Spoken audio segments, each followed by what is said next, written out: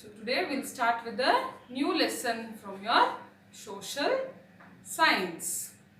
So before going to the lesson, you all know that our country is India.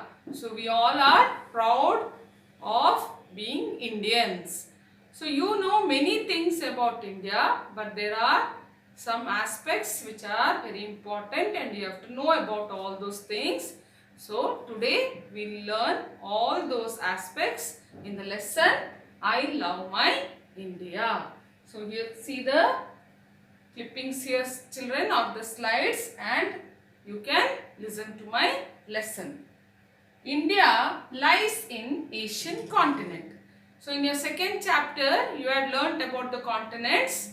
So here it is very specific that India lies in Asian continent. So you are very clear with that. India is 7th largest country in the world. India is second most populated after China. India's population is more than 120 crore. India consists of many languages. So you know India is a big country. It is the 7th largest and it is the second most populated country, and you see different types of people here who follow different religion and they speak different languages.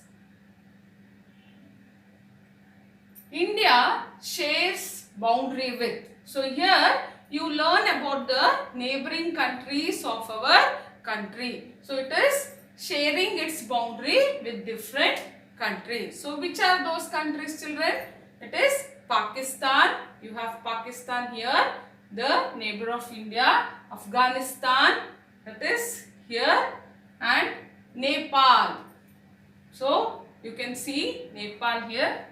Bhutan, China here, then Bangladesh, Myanmar here, then Sri Lanka and Maldives are its nearest neighbors in the Indian Ocean. So Sri Lanka is here and Maldives here. They are the nearest neighbors in the Indian Ocean. So you have so many neighboring countries and India shares the boundary with these neighboring countries.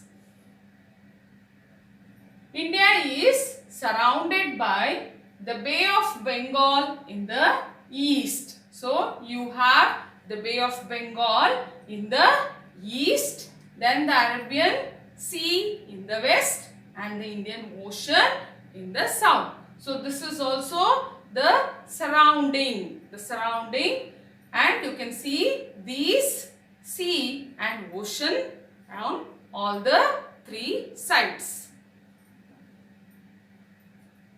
Now the country, it is divided into smaller states. The whole country, it is divided into smaller states and also the union territories. So all these states, they have their own capital. So how many states are there, children?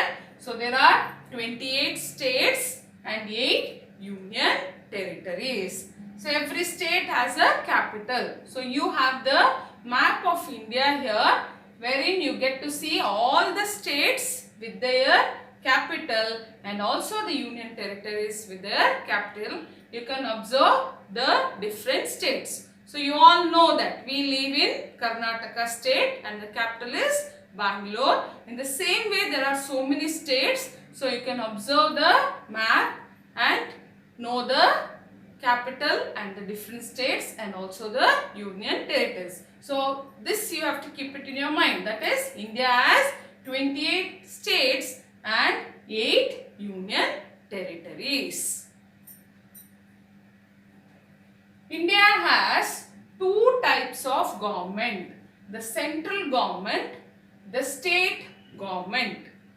Both work together to ensure the safety and welfare of the people. So central government, it is to rule or to look after the administration of the whole country. And when it comes to the state government, so each state has got its own government which looks after the administration of each state. So all the states are again ruled or governed by the central government. And what is the need of this government, children?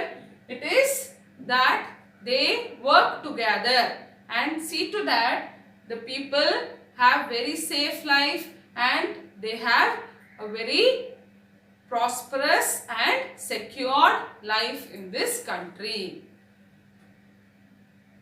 Now in detail we will see the central government, or what does the central government do.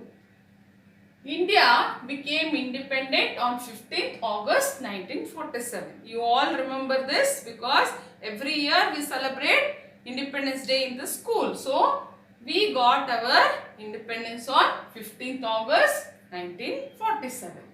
Independence gave the people of India to choose who would govern us through election. So because of the independence, we got the right, that is the adults, they got the right to choose the people who is going to govern the country, that is through election. That's why our country is called as a democratic country.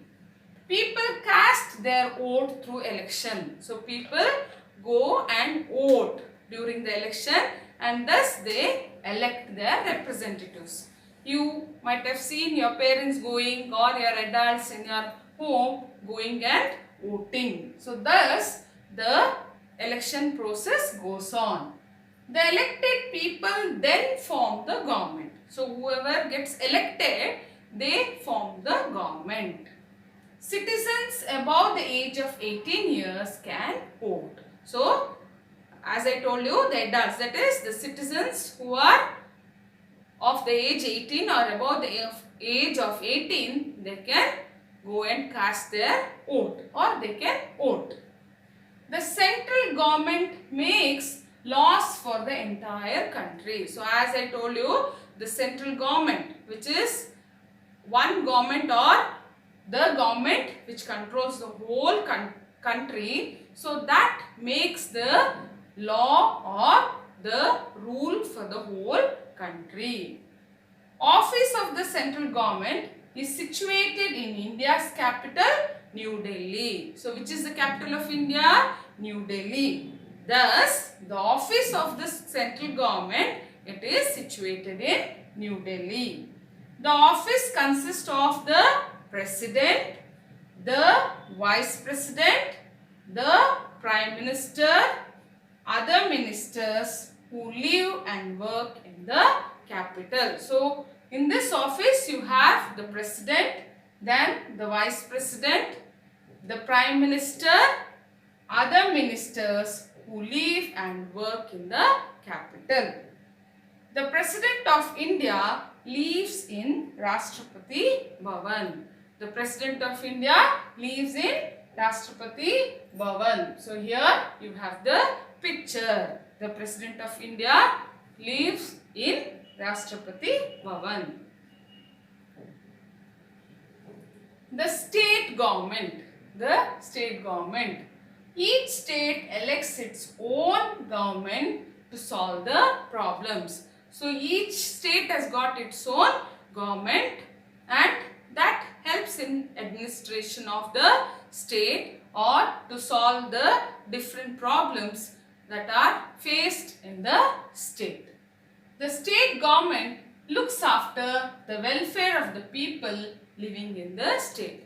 So who looks after the welfare of the people there? It is the state government.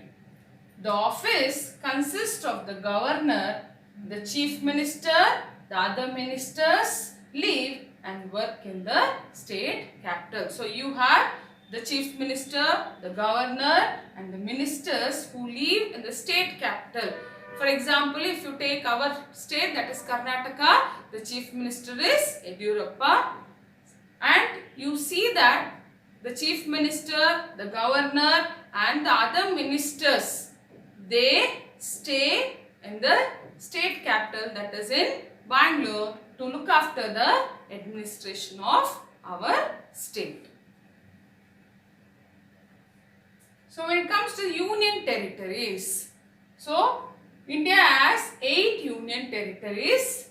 It includes the national capital territory, that is Delhi. So our capital or the capital of India, that is the territory, national capital territory. So Delhi is territory. Union territories are governed by central government. So here you don't have separate state government there to handle the administration.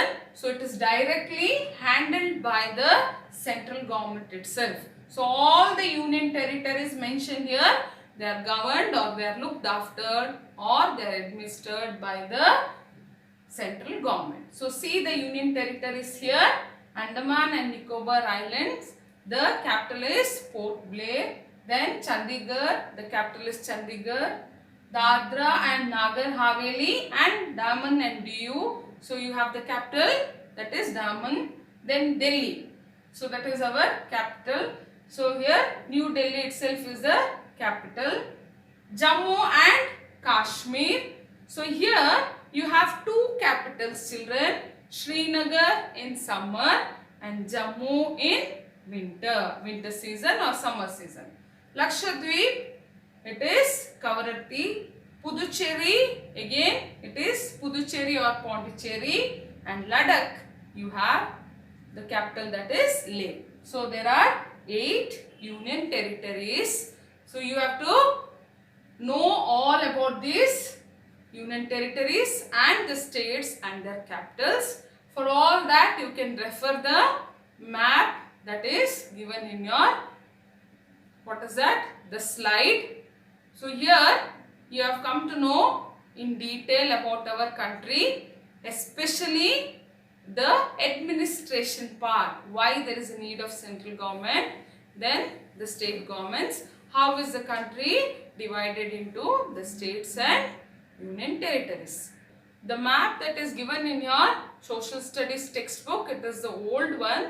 So you have a new map now, that is which has been given in the year 2020 because of the changes regarding the states and territories. So the map what we have given in this slide or in the presentation, that is a recent map which you can refer. So don't get confused with the map given in your textbook and also the map that is given in your slide. So this is a recent one. You can go through this map and you can see the different states and union territories. So children, you have got so many information that is related to your lesson. So if you know so much, it is enough. So you can just go through the video and read all the points that are put in the PowerPoint presentation. Okay, thank you.